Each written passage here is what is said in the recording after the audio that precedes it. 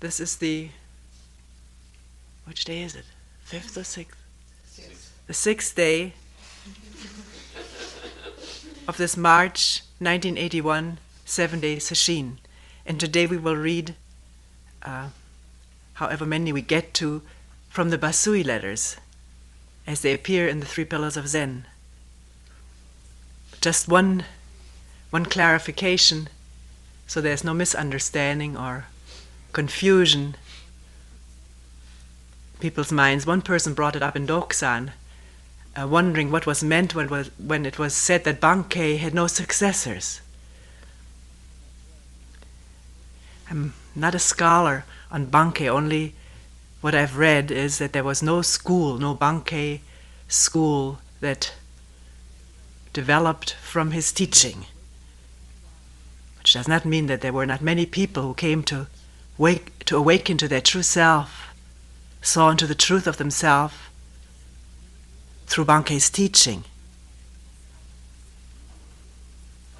There were other great Zen masters. Umon was one of them, whose school lived very briefly. The important thing is that human beings awaken, come to see the truth, not just once, but keep it alive in their daily life, from moment to moment, from day to day, year in and year out. A school or a sect is something that's put together. It's a composite thing. As the Buddha has always said, all composite things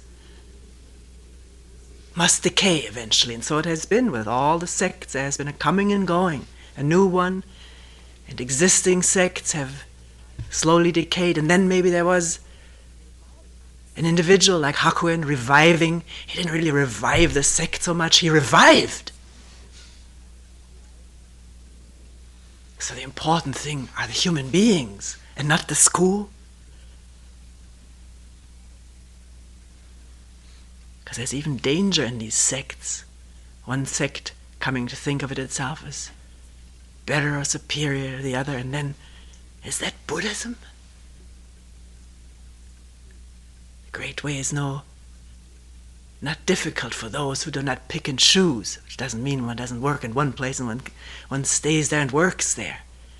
But this thinking of mine is better than yours, it's the seed of all human sorrow, whether it's among sects or among nations, countries or tribes, makes no difference.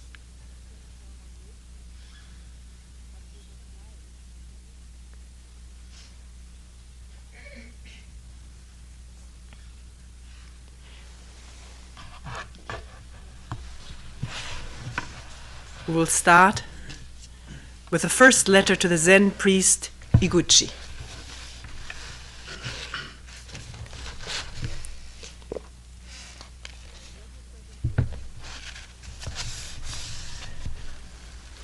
I've read your presentation at length, but it misses the point of the koan.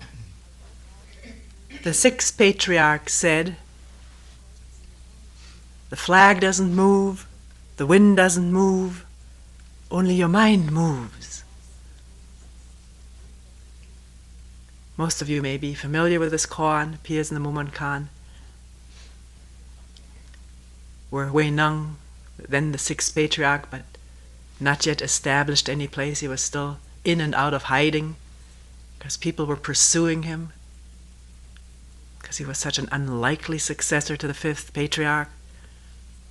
He came by this monastery where two monks were arguing whether that flapping flag was moved by the wind or whether it was a flag which was moving. It's hard to imagine it, even an argument coming out of a thing like that. But it's very typical.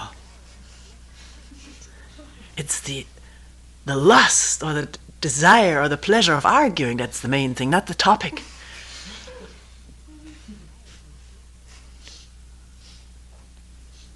And Wenang just stepping in there, maybe he was asked for his opinion, or he said, it's not the flag, it's not the wind, it's your minds, venerable sirs, that is moving.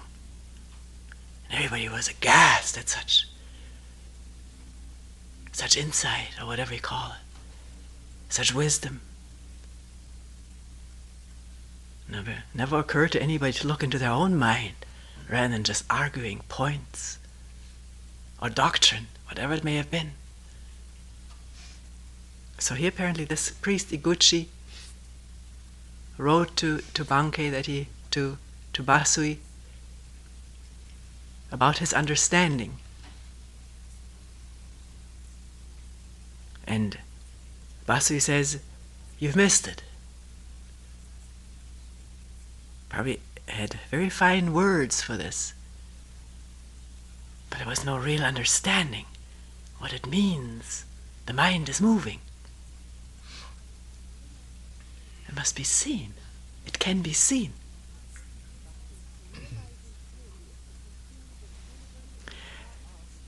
Bassui, to realize this clearly is to perceive that the universe and yourself are of the same root. That you and every single thing are a unity. This can become another phrase. There's another koan about this where somebody comes to a master and quotes this. He's utterly fascinated and enthralled with this sentence, and it's beautiful. The universe and I are the same root. Makes me something a little bit more important than what I thought I was. That thought is not there necessarily, but can just be enraptured by the beauty of the words. What does it mean? What is that root?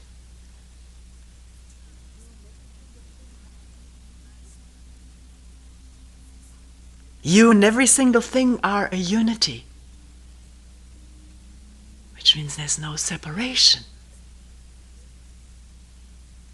no demarcation line.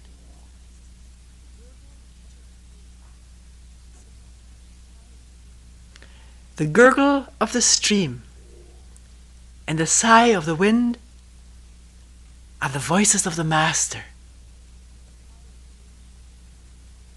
And beware of this Master. Bassui uses this in his teaching. That does not mean an outside agency, which is for everyone to find out for themselves. When people come to me or ask in workshops, is there a God? The answer is always, do you need to find out? What difference does it make whether this person says yes or no? Do you need to find out if there is? And what is God? What is it? Then it can set the whole thing into motion, this whole questioning. Doesn't matter what the question is.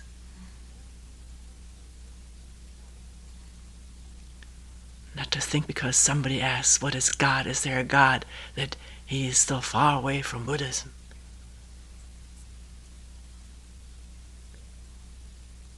I don't even know what Buddhism is.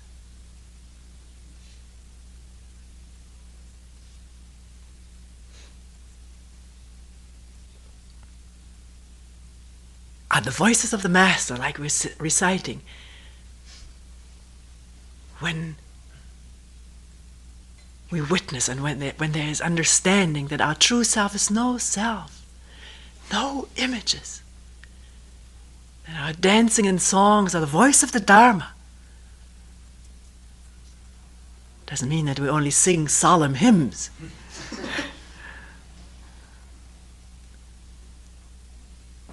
Or that any song and dance can be justified by being the voice and the dance of the Dharma.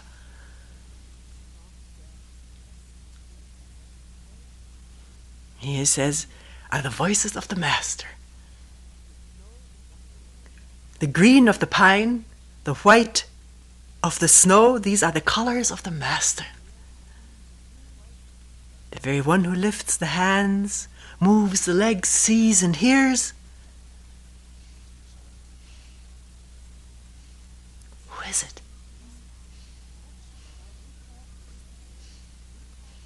one who grasps this directly without recourse to reason, without recourse to reason. And part of reason are images, or intellection, which are concepts, can be said to have some degree of inner realization. But this is not yet full enlightenment. An ancient Zen master, Rinzai, said, "You should not cling to the idea that you are pure essence. Do not cling to any idea of what you are. Be open. Have no conclusions.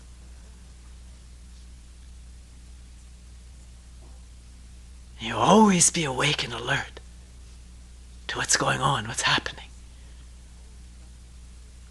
This is this modern way of greeting I learned from our son coming home. "What's happening?" And say, "Hello, Mom, what's happening?" Because it was a routine thing. But what's happening? Right now as he says that, you wonder, why can't you say hello? Not that this thought particularly came up. It was nice. What's happening? And on the phone, too, always, what's happening?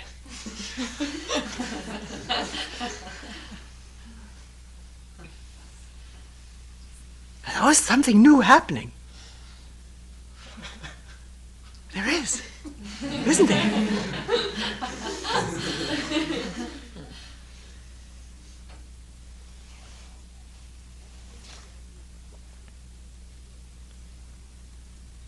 Should not cling to the idea that you're pure essence, or I am Buddha nature. Buddha nature is manifesting in me, or all these kind of things. All my actions are the manifestation of Buddha nature. It's a very complicated way of going about being oneself.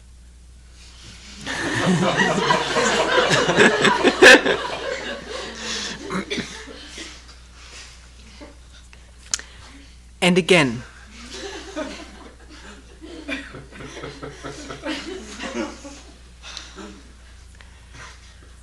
quoting Rinzai again, your physical body, composed of the four basic elements, can't hear or understand this preaching.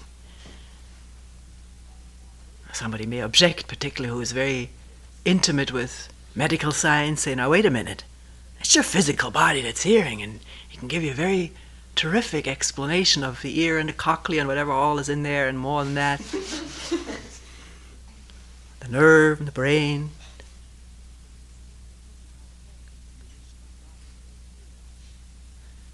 So I wouldn't dismiss it out of hand that your physical body can't hear or understand. Understand? There's interpretation going on of the preaching, and the interpretation is going on in what's called, if I'm correct, the cortex, where there are associations with previous learnings, previous understanding, memory, and so forth.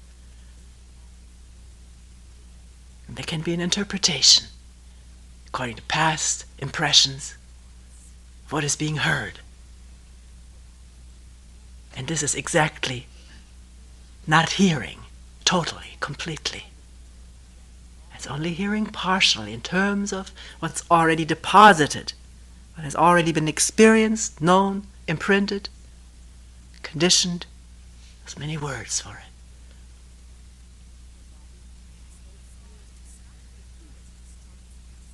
Your physical body can't hear, it can hear, but can it understand? Beyond interpretation. This preaching, which is really it's not a preaching. The empty space can't understand this preaching. Nobody of you were in here. Would this space understand? I don't know. It's not a problem. Then what is it that hears and understands? What is it that hears and understands? In addition to these physiological, electrical processes, That's the end of Rinzai's quote. Meditate fully and directly on these words. What is it that hears, or who's hearing? Oh, what is mu?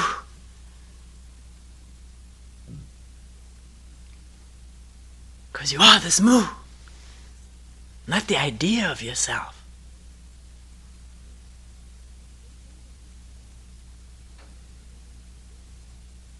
The wholeness of everything is mu. What is it? Take hold of this koan as though wielding the jewel sword of the Vajra king. Jewel sword, the Prajna sword. I used to have a Manjusri up here. A beautiful little figure with a sword raised, symbolizing cutting through delusions. The wisdom being the cutting, the understanding being the cutting.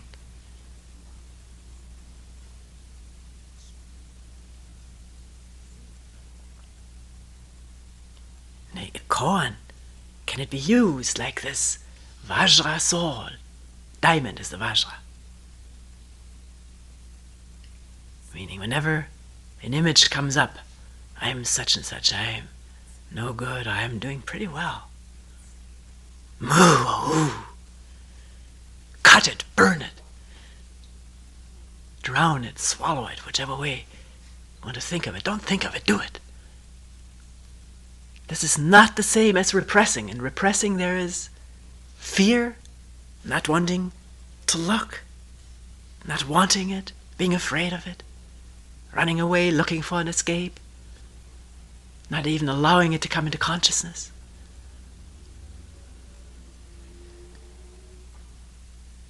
Having sat in this sesshin and other sesshins, one has a little understanding of these images. How they rule one, how they dominate one's actions. And the pressure they exert. I ought to do this, I must do this. I should look like that in front of the others. My back should look like that to whoever's walking behind it. There's no way your back should look. It looks the way it looks. That's it. If it helps to get a little straightening there, most people say that's all like sometimes like a fresh breath coming through the body. That's all. Doesn't mean you're incorrect and now you're correct.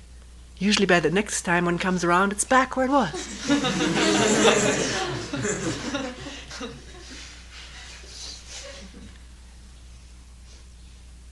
And one leaves it.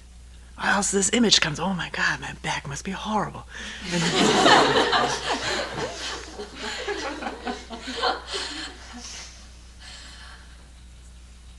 It's what it is. It has a reason for being the way it is.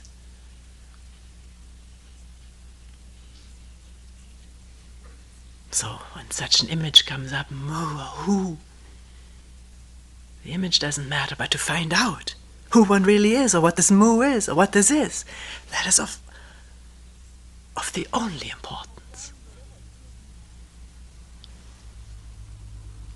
Cut down whatever appears in the mind. Doesn't mean that one now has to keep a lookout. What is going to appear? That can be an escape, you know that? Because then you don't have to delve into the mu. You forever remain on the lookout for something. Which means you're still oriented in time and space and what you know, and what should appear and shouldn't appear, rather than drowning yourself in this mu, or who, or what is it. The images usually reveal themselves on their own. All of a sudden one becomes aware. That's enough. And then mu. Not I shouldn't have an image, as another image.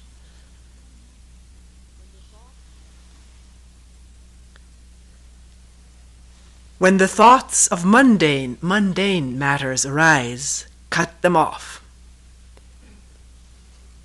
One person reported how with this increase in energy, well, also an increase in this really enjoyment of all kinds of mundane thoughts. It's good to be aware of the fact that one is enjoying it. Sometimes one just laments about it, doesn't realize that there's enjoyment in that too.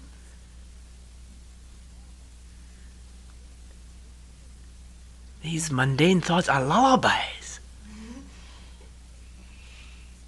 Try to put one to sleep from doing this work, which is no idleness. What is mu? Because if one works very intensely, at times one needs a little lullaby. Just for a moment. It seems that way. I gotta get away from this for a moment. Think of something nice.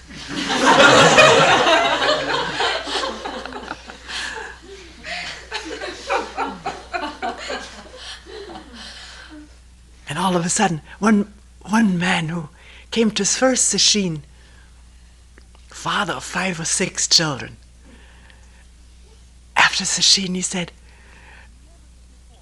"It's for the first time I loved my wife and my 6 kids like I never did before." There was a glow on his face. So good to get home.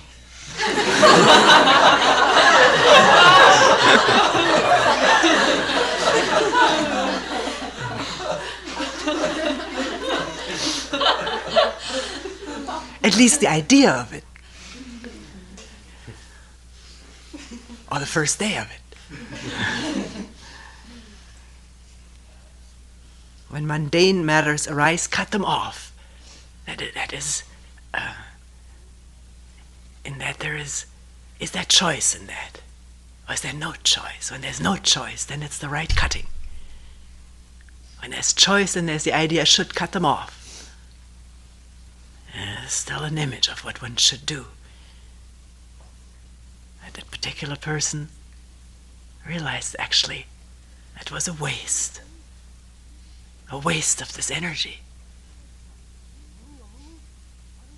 If one realizes that, then there's no choice, then there's moo. What is it? Sometimes with renewed vigor after some pleasant thoughts. It can also invigorate one, get one out of a mechanical mooing rut. It's not advocating for everyone now to look for some pleasant thoughts every once in a while. They come up on their own. When notions of Buddhism arise, likewise lop them off.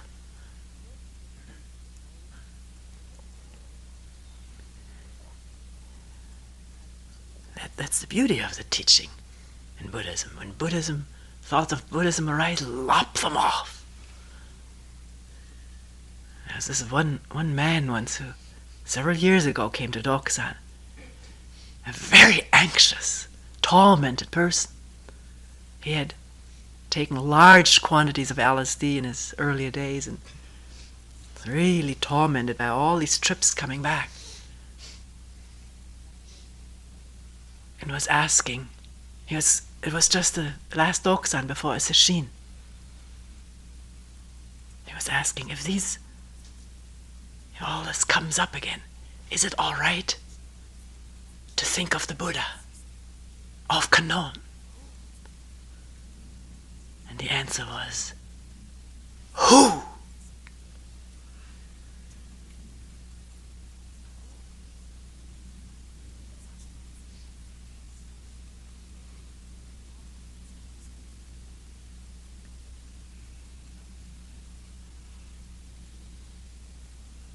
I was told it was an sesshin, that there was an understanding of who one is, when there's no escape whatsoever.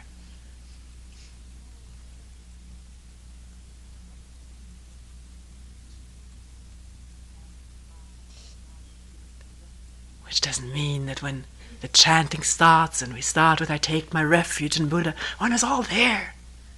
Can one be there so completely that one is completely empty of all notions?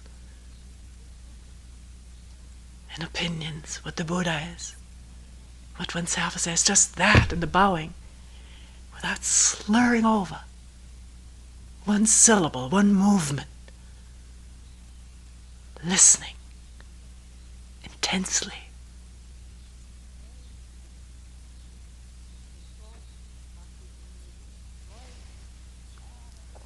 In short, Bassui continues, destroy all ideas, whether of realization, enlightenment, Buddhas, or of devils.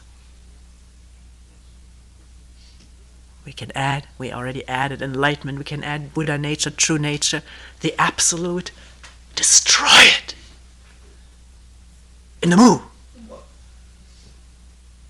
in the who.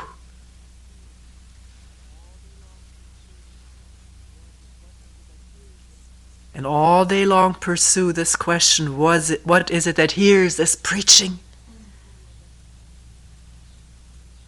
Or who? Or what is mu, or just mu, or what? The question is in the not knowing. That's why one doesn't have to say a whole question. If one knows or thinks one may think it out, come upon it through thinking, then it's not a question at all. It's a conventional question, but not a fundamental question.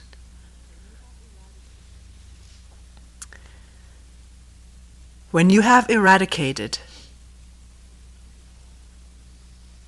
every conception, it's not that you eradicate it, when it has dropped away, dropped off. Because as long as there's still a you with an eraser, then there's duality.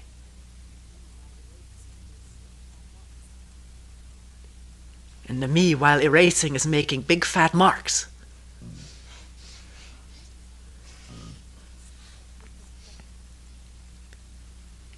So let's say when every conception has dropped away until only emptiness remains, and then cut through even the emptiness. Very important.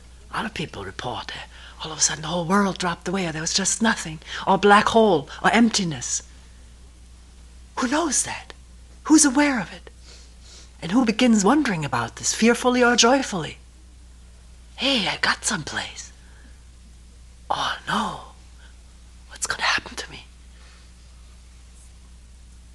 So, if any such state begins to be there, beware of labeling it. Don't know it. Don't know anything.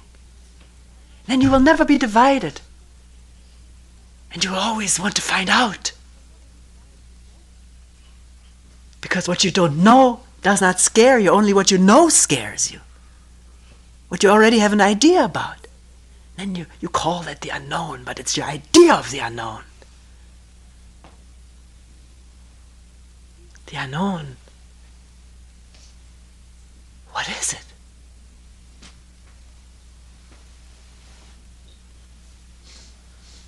Can that word drop?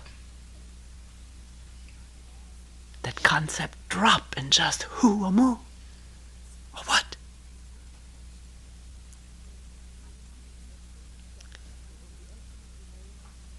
When you have eradicated every conception until only emptiness remains, and then cut through even the emptiness, your mind will burst open, and that which hears will manifest itself. We can add on its own, because it is unconditioned, unconditionable, uncontrollable and uncontrolled.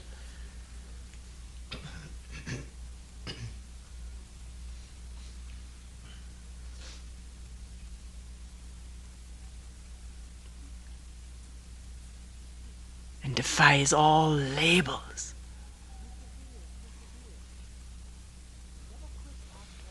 Persevere, persevere, says Bassui. Never quit halfway, or 3/4 of a way, or nowhere.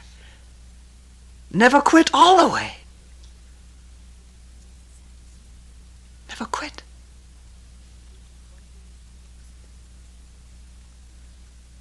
till you reach a point where you feel as though you have risen from the dead. This death is a problem to so many people. What is death? And they think and think and think about this. And then they think, I don't know what death is. And then they think badly about themselves because they don't know what death is. Do you see what's going on in this mind? The brain is having a heyday with all this. Death is precisely not knowing.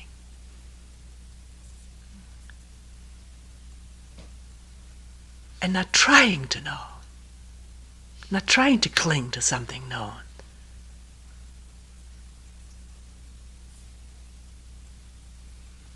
But the feeling as though one has risen from the dead.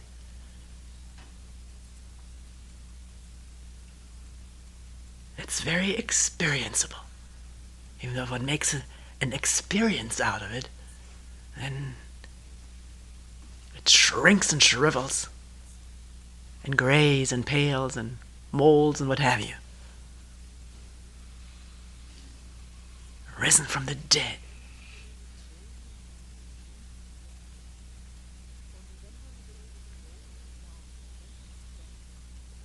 Only then will you be able to wholly resolve the momentous question. The momentous question.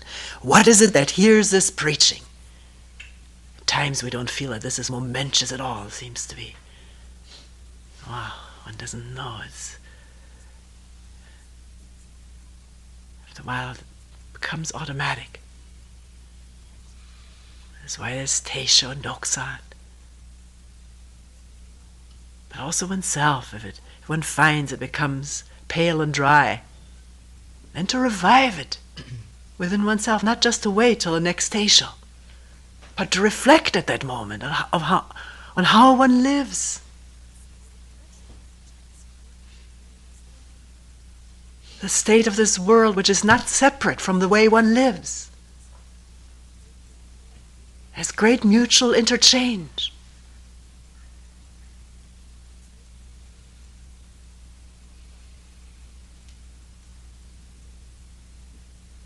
Darkness, the ignorance, and the incredible mistakes.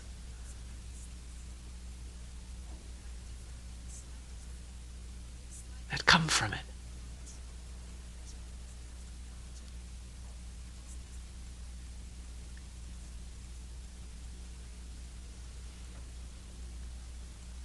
The momentous question, what is mu, or who, or what? Not asking for reward. That's the world.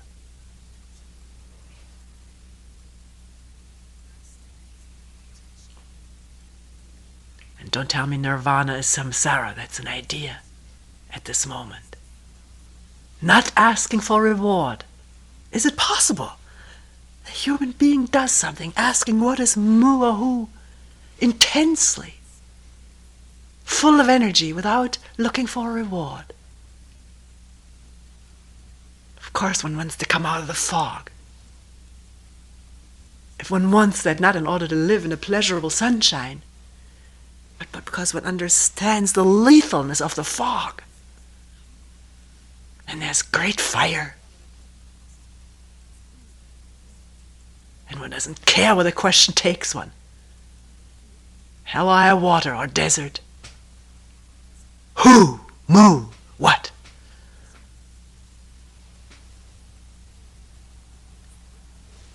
When there's hell, no separation. When there's desert, no separation from the dryness. Or high water, no separation from this feeling of drowning. Drowning!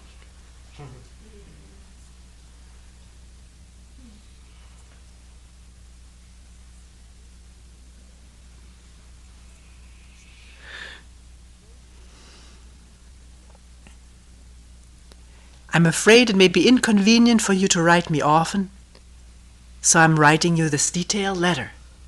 After you've read it, drop it into the fire. Thank goodness he didn't.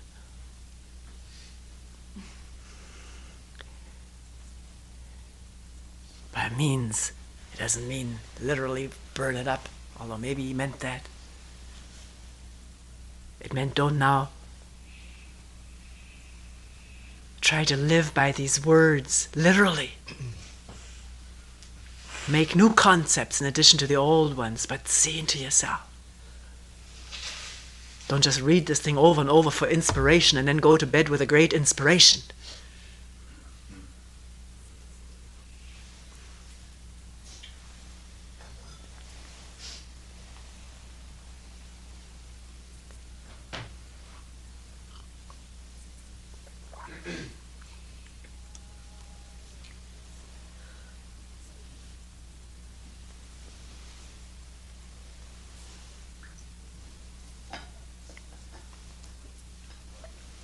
Second letter to the Zen priest Iguchi. I've read your letter carefully.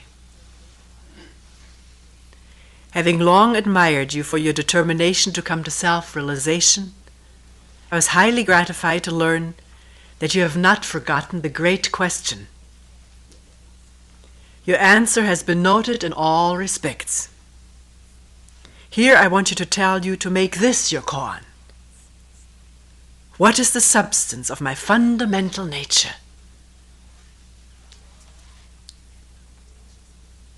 Which again is no different from the question of what is mu or hu, or what is it?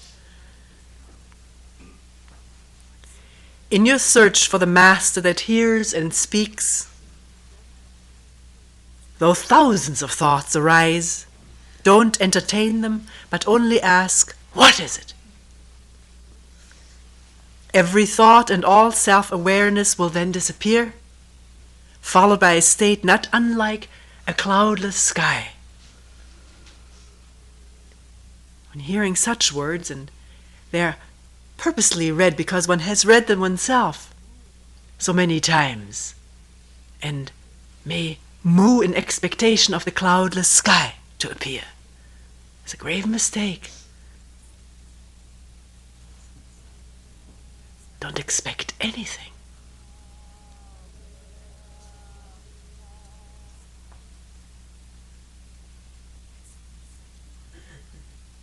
But if it appears, if there is such a thing, similar to this, maybe these words will help as a pointer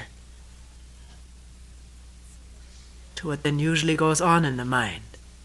And if that is seen, then it may be interrupted before it takes root.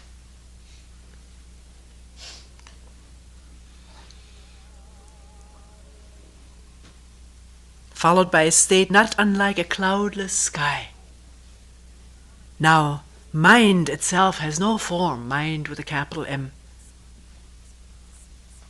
What is it then that hears and works and moves about? Even though there's this cloudless sky and emptiness, no thought in the mind that bothers, what is it that hears and sees and feels? Delve into yourself deeper and deeper until you're no longer aware of a single object. One is not aware of a single object if one doesn't name anything. The objects become objects through naming them. Through naming them, one sets oneself in some kind of a relationship. One responds to what one has named. The stomach ache, I don't like it. I always get that, and at that point, usually my practice stops. You've created an object and an obstacle and a barrier. Whereas if you, for the first time, you don't know what that is. There's something there, obviously. What is it? And not take refuge in the label. It's a refuge. Not take refuge in habitual reactions. That's a refuge. This way one can live where one knows. But what is that life one knows? Why is one here?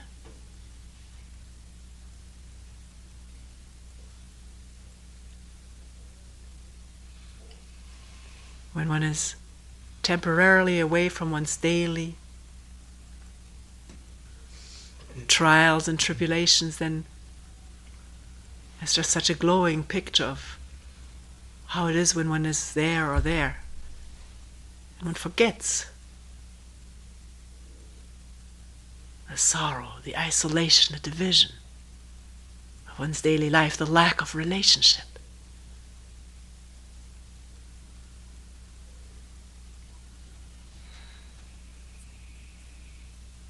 The lack of love.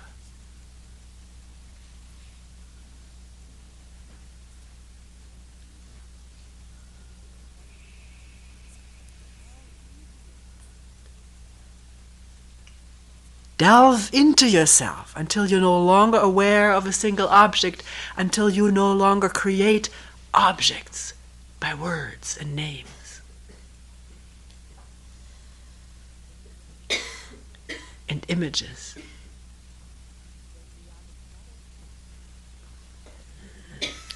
Then beyond the shadow of doubt you will perceive your true self like a man awakening from a dream. Assuredly at that moment, flowers will bloom on withered trees, and fire flame up from ice.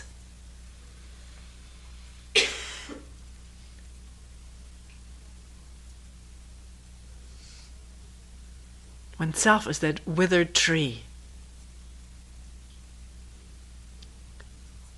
When there's no love, no understanding, no clarity, only self-concern, worry,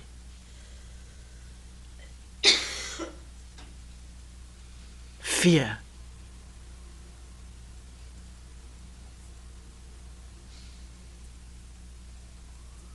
The flowers that spring from the withered tree are the absence of all that.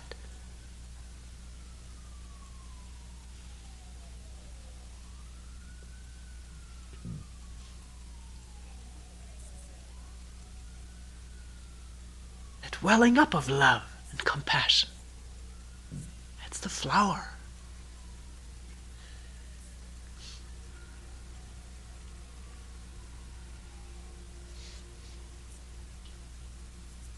Fire, flame up from ice. Many people report about this inner ice.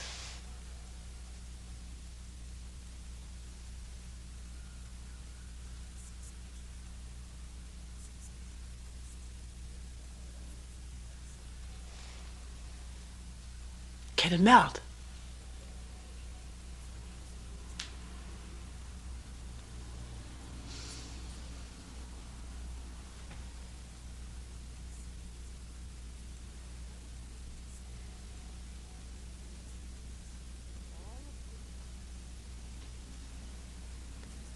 All of Buddhism, all worldly concerns, all notions of good and evil will have disappeared at that instant. Like last night's dream. And your fundamental Buddha nature alone will manifest itself.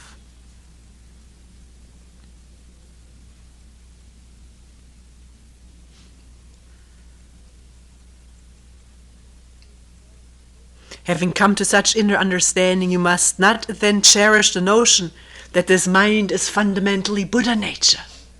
We fall into that. Immediately we make a concept out of it. Because this is the nature of our brain. It's his ways. It's helped us survive to make a concept out of animals and things so we don't have to be eaten up every time. By one, before we find out. It's too late then. Maybe just a leg. That's bad enough. So the concept formation has a definite function in survival.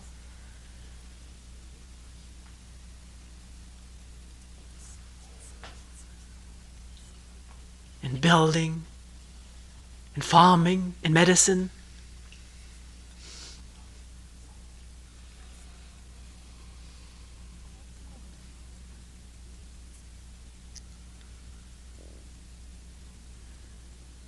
So you must not then cherish the notion that this mind is fundamentally Buddha nature. If you do, you will be creating for yourself another thought form.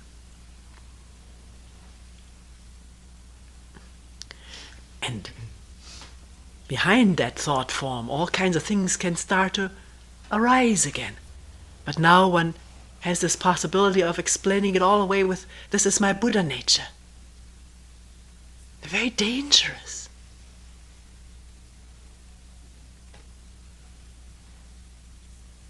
One must see into this at all times.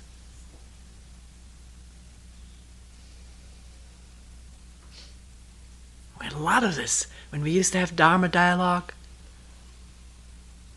One person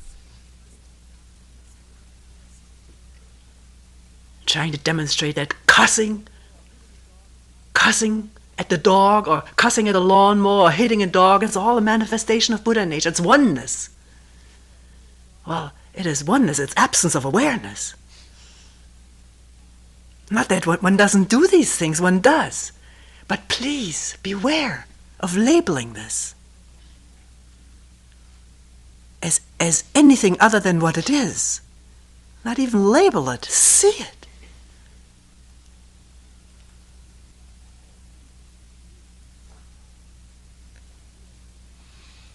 It's quite clear that at the instant of rage, one is not really two, that is just rage. Or whatever. And then, of course, the thought either, oh, I shouldn't be, or I should be, or maybe this too is the manifestation of Buddha nature. And one doesn't see what's going on inside, what has gone on, one is not open to really looking at the whole scene as it is. And so clearly and so awarely that a minimum of traces are left for the next time.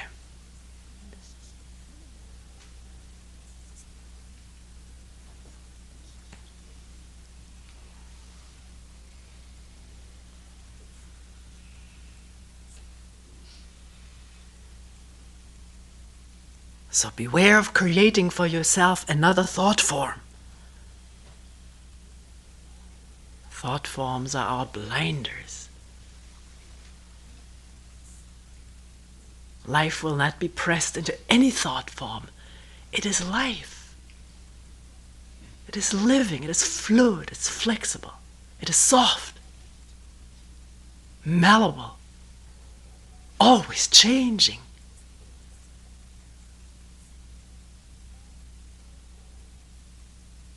Always different and always new. It's the thoughts that are always old.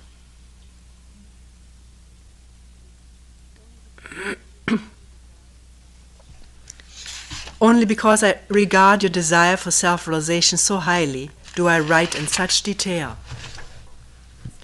Thank you for sending the 500 packets of caked rice and the pound of tea.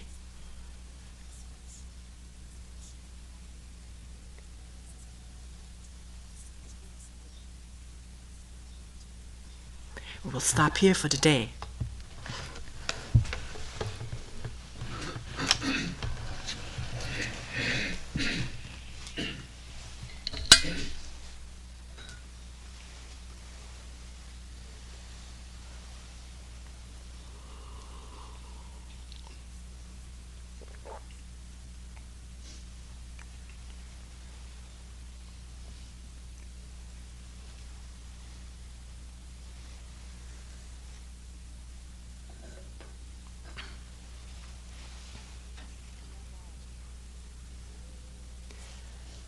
The 4 vows.